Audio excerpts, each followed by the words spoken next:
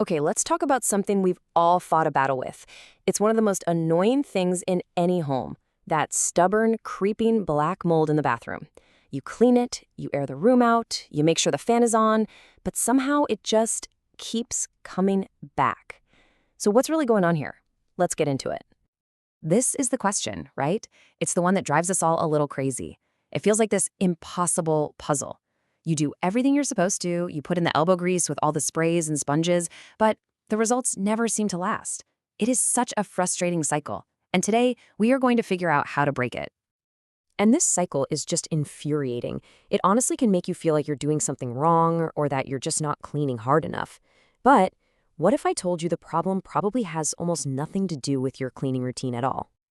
Right, so we're going to reframe this whole problem. This is not a story about cleaning. This is a story about the environment inside your bathroom and, well, why that environment is currently winning the fight. The first assumption is usually about us. We think, oh, someone's taking showers that are too long, or we're just not opening a window enough. But the real issue is often way more fundamental. It's a mismatch between the sheer amount of moisture being created and the building's ability to actually get rid of it. It's really an engineering problem, not a user problem. So this is probably what you're thinking. But wait, I have an extractor fan that's supposed to handle this. And you know what? That brings us to the absolute core of the issue. Just having a fan there can give you a totally false sense of security. This right here, this is the main idea we really need to get our heads around. There is a massive difference between presence and performance. I mean, it's one thing to have a fan physically installed on the ceiling. It is a completely different thing for that fan to actually be doing its job and pulling moisture out effectively. That huge gap between just being there and actually performing, that is exactly where the mold problem lives. So why would a fan underperform? Well, there are a few usual suspects. First, it might just be too weak. It just doesn't have the horsepower, the airflow capacity to deal with all that steam. Or it could just be in a terrible spot, maybe way too far from the shower to do any good. Sometimes the problem is completely hidden. The ducting that's supposed to carry the air outside is clogged up or kinked. And here's a huge one we'll talk more about. It might just turn off way too soon, leaving a whole cloud of damp air hanging around. To really understand this, we need to become moisture detectives. Let's actually follow the journey of all that steam, right from the moment you turn on that hot water. So first, let's just appreciate how intense a bathroom environment really is. A single hot shower is basically like firing up a steam engine. It pumps a massive amount of water vapor into a very small enclosed space. All of that moisture has to go somewhere, and it has to get out of there fast. It's actually a pretty simple chain of events when you break it down. We all know hot air rises, right? So that hot, steamy air travels straight up until it hits the coldest surface in the room, and 9 times out of 10, that's the ceiling. As soon as that warm, wet air touches the cold ceiling, it cools down instantly. And here's the key. Cold air can't hold as much moisture as warm air, so it's forced to drop it, releasing it as little water droplets. And that is condensation. And this is so important. Even after you've turned off the shower, maybe toweled off and flipped off the light switch, that warm, moist air is still hanging around in the room. If your fan is wired to the light and turns off at the same time, it basically abandons its job halfway through. It leaves all that lingering moisture behind to settle on your ceiling and walls.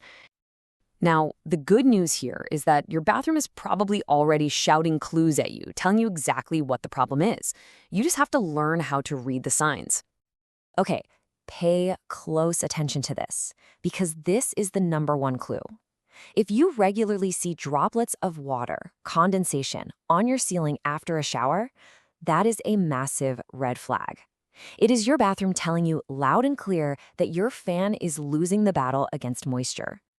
So where does mold just love to grow? Well, exactly where that condensation forms. On the ceilings, high up in the corners, especially on external walls, which tend to be colder, and all around the window frames. See, these aren't random spots. They are the prime real estate for condensation to form. And then there's heating, which adds another tricky layer to the problem. Most of us only heat the bathroom right when we're about to use it.